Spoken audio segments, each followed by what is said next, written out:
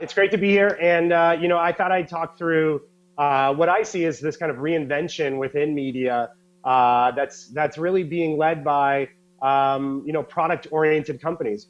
In my mind, when I think back to my, almost multiple decades in the media business, hopefully I look younger than I am. There seems to be this age-old kind of bargain that media companies had with technology companies, where media companies just said, hey, you know what, we're just going to produce content and then we're done. And tech companies said, great, we're going to be the plumbing and the distribution and all the technology intelligence behind them. And I think I think we're at a point where there's almost this democratization of technology and of intelligence within a technology that allows media companies to, in a sense, reclaim their destiny and figure out what are the types of tools and experiences we want to build into the product that really kind of differentiate us in the market. And that's really the kind of strategy we've employed over the last few years here at Mashable. So what I thought we'd do actually is a little tiny, just a slide or two on just what Mashable is, in case there are some folks who don't know who we are. And then I'll lead you through kind of the three things I think media companies need to do in order to really become product oriented. Now I'm going to switch to my slides. So hopefully this is going to work. Let's see. All right. So here we are. Let me just jump right in. So we started in 2005, rural Scotland. Pete Cashmore, our CEO. This is definitely not his view out his bedroom window, but that's basically where he created Mashable. And he was one of the first bloggers, for lack of a better word, to jump on social media and really kind of engage readers in really interesting ways and really listen to them in real time and make media more, at least in his mind and in his instantiation of Mashable, a two-way street where he was listening as much as he was talking. And that kind of innovation has really, it flows in our DNA from way back then up to now. And over the last 3 years, since I've joined on board, we've created a real product expertise where we've launched a few proprietary products that really kind of help us really become a different type of media company. One that I'll talk a little more about today, which is called Velocity, is really a viral prediction algorithm. And platform where we actually crawl the web and watch everybody else's content and what people are talking about on social networks, and then use all that data with some pretty interesting data science to predict what's going viral next. And that helps us in a few different ways. And I'll talk about that a little bit.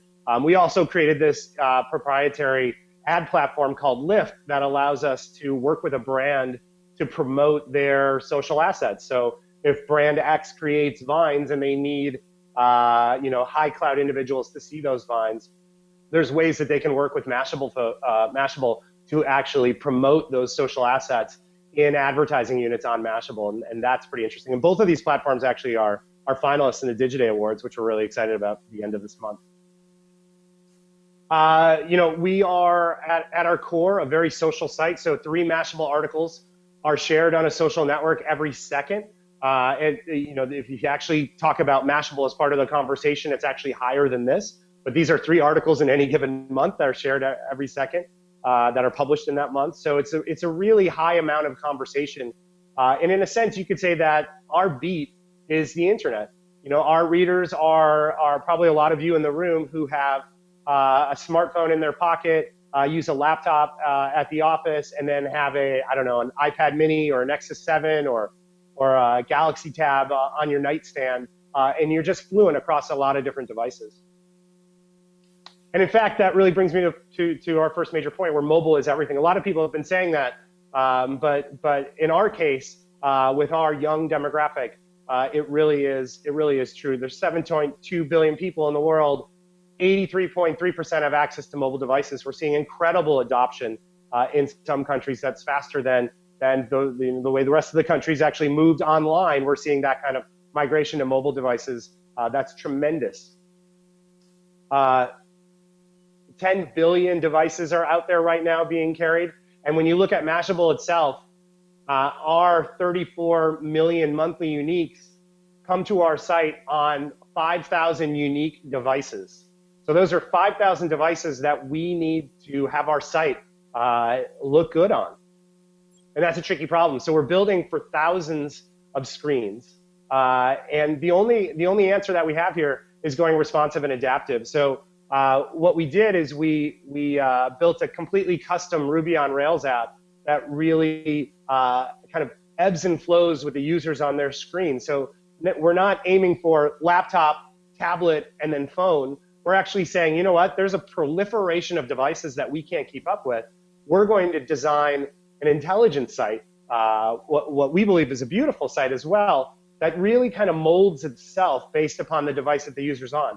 That's the kind of thing that a third party can't do for you. It's the kind of thing that only an in-house product team that really is embedded with the editorial team and with the sales team can really build for you, because there's so many implications across storytelling, which is really the edit team's specialty, and across the sales team's monetization strategies. How do we make ads that are also responsive and adaptive, that really fit with the vibe of this site and the user experience, the UX of that site as well? The next big trend that we noticed and we wanted to take part of was being more visual. So, you know, our users are very visual. We know that from how they interact with our content on Facebook. They're much more likely to like or engage with a photo that we share rather than a link. And that's something that we've noticed on our site as well. So with this last design, we looked at that data and we said, okay, we have real data points here. How do we use that to inform the aesthetic of the site? And how do we use that to really help us figure out how to be better storytellers? So again, it's visual across all devices, but now our stories are even more visual because that data influenced how we tell our stories. This is our first big long form piece. We actually published another one yesterday about an inventor in Romania, which I encourage you all to check out, that we did as a sponsorship with Intel. And these are big, beautiful pieces that are highly visual, highly interactive, where, apologies about that. You gotta love live TV. Where the storytelling format is as surprising and as interesting as the story itself. And that's where, again, a product team that's embedded with your storytellers can really help you. Our users, again, are as visual as we are. So this is a snap that was sent in to us by one of our users who, luckily for us, said some very nice things, I guess, visually. But the key here is there's a new generation out there that's extremely visual. And those are the folks that we are talking to, and those are the folks who are coming to our site. And we're listening to them. We're not only listening to them on social networks and what they're specifically saying, but we're listening to their habits, and we're growing with them and becoming part of their daily regimen in so doing. And this is where we get into what I was talking about before, which is our velocity platform. It's really key for media companies, in my opinion, to become more intelligent. So how do you do that? So for us, it was all about stepping back and saying, what does the Mashable brand really mean? And Mashable, you know, our beat is the internet, and it's very important to us to for our articles to be shared and discussed on social. So we thought, you know what, we have this great history of Pete actually, personally listening all the way back in 2005 to what people are saying on social networks. Let's think about ways that our technology can really, in a sense, use our skills to make humans better. So how do we use technology to make humans better? And one of the solutions to that was this velocity system. I kind of went a little nuts and hired up a bunch of folks from Bloomberg on the finance side, not the media side, and some other places. One of the guys who worked on Gucci as well. Some pretty interesting folks on the mathematics side. We have a chief data scientist who used to lead data science at a company called Social Flow, PhD in theoretical physics. And I also spun up about 4 months ago an artificial intelligence team. So we're very serious. We really want a real expertise here in statistical analysis, crawling, and predictions. And that's what we built here with Velocity. So again, what it is a system that crawls the web using some of the the institutional knowledge that was put into the system by our editorial team. So we listen to, what sites do they read? Where do they look for viral content? Where are the interesting conversations that just people are having?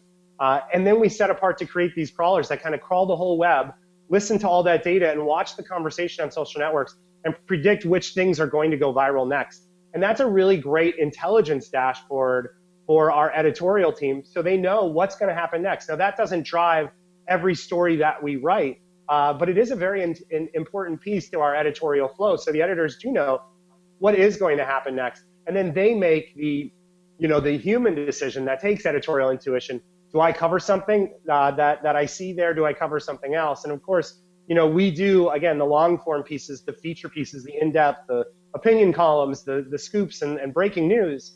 But this is just a piece, and it's a very important piece from competitive intelligence. And in fact, our velocity algorithm is what orders and lays out Mashable.com at a base level. So the algorithm watches every single story that our editorial team pushes, and then it decides where a story should be on the homepage. As one particular example, should that story have a medium-sized slot or an extra large slot on the right side, and how much promotion should it get? This algorithm is predicting which stories are the winners and losers before they're winners and losers. And what that does, again, we say that's 95%, the algorithm controls 95% of the homepage. What that does is it frees the editorial team up to just step back and say, okay, I'm gonna let the technology handle the busy work, and I'm now freed up to make the intelligent decisions. Hey, we're breaking a story and that deserves a big slot. Or this story is a really important story and needs to be at the top of the homepage. So they can make those surgical decisions that only editors can make. We also use the velocity algorithm to help us figure out what content we want to curate from our partners. So we have a lot of great publishing partners, and these are the classic kind of syndication relationships that other media companies have, where we can curate a partner's story in full text onto our site. And I think that's about, and this is just an estimation, this is maybe 3 to 4% of our content. The rest is original. But we use our algorithm to crawl our partners and say which stories have the most viral potential, because those are the ones that we want to curate. And what that's allowed us to do is reduce the amount of editorial overhead that's spent just on curating. And that allows humans to do things that only humans can do, which is spend more time on creation. And that makes us much more efficient. So the algorithm also helps us figure out, like I mentioned on our homepage, which stories are winners and losers before they actually reach that status. And we do that by listening to very small amounts of data, being spun off from those stories, and then making predictions using complicated data models to figure out, what are the peak share counts and things like that for each story. Now that's incredibly important when we start talking about how do we market our content. And I don't mean just paid marketing, nor do I mean just working with brands to create native advertising. What I mean is, even down to an organic sense, when you're looking at the Mashable Facebook page or our Twitter account, which stories do we share on those accounts, and when do we share them? So this algorithm knows our data better than we do, and it tells us, story X at right this second needs to be shared. And again, that isn't automatically done. What's happened then is that moves to our community team. An SMS is sent or an automated voice call is sent to our community team, and our community team then uses, again, their brains to decide if they want to publish that story or not on our Facebook page or our Twitter account. But what it does is it, again, uses data to take some of the guesswork out and allows humans to be that much more efficient because they're running their operations on data models. And again, it frees them up to make the more higher order kind of decisions about content. The other thing that we do, and this is part of the artificial intelligence team, is we are now trying with Velocity to understand every story. So that's not only our stories that we publish, but all the stories that we find out on the web and the conversations that we're seeing out on the web. So our Velocity platform is now reading each of those stories and trying to deduce what are the themes within this story, and then trying to decide, what is going viral within each of those themes. And that's incredibly important as we start to think about what do particular teams within Mashable want to learn about on the web? Which particular stories are about to go viral in the business category, for instance? And again, this is just another way that we're making this already efficient system more efficient for our editorial team.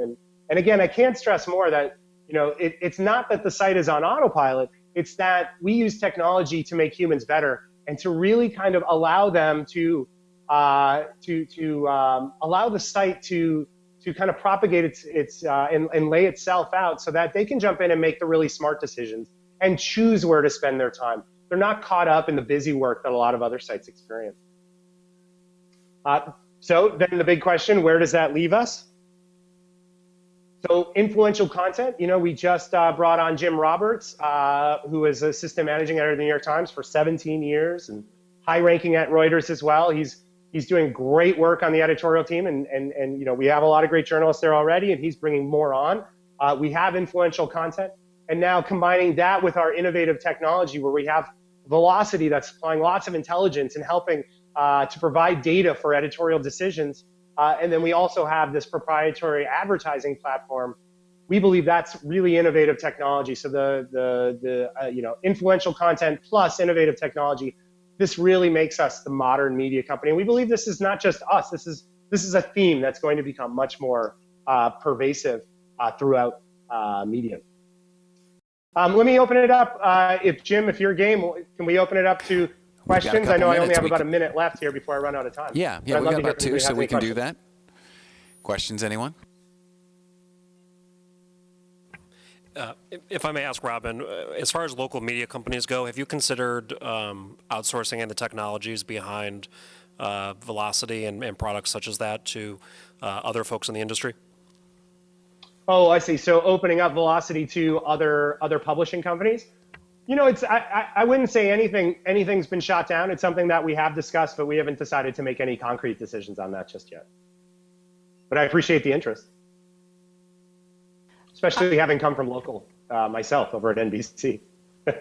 That's an interesting battle because it's not the 800-pound gorilla. I didn't make this up. Somebody else told me this 800-pound gorilla that you're fighting. It's the 801-pound monkeys. So I know what that's like. So a somewhat similar question for small news organizations, how might we translate this philosophy of letting machines do the boring work and taking on the higher order work for humans? How might that translate at a much lower level, maybe lower cost level for us? Sure. I think it really starts with a base understanding that media companies are more than just the sum of their articles. They're really the experience, the product itself, the user experience. And I think if you really start there, you can step back and say, for my particular brand, maybe I don't need to build a viral prediction platform. Maybe that's Mashable space. It's not mine. But when you think about what your brand is and the reasons your readers come to you and the reasons you want more readers to come to you, step back and say, what are the things there that technology can help me get part of that way? And it may not be, again, a big platform. It may just be, how do I set myself up to collect the right kinds of data to make decisions on quickly and use that data, again, to make my decisions smarter? Again, you can't ignore editorial intuition. It's incredibly important in our industry. But how do I kind of inform that decision with data along the way? So it may not be a whole platform. It may just be the data that's coming in, at least at the beginning. Robyn, that's going to have to be the final word. Thank you so much for joining us. We appreciate it. Absolutely. Thank you.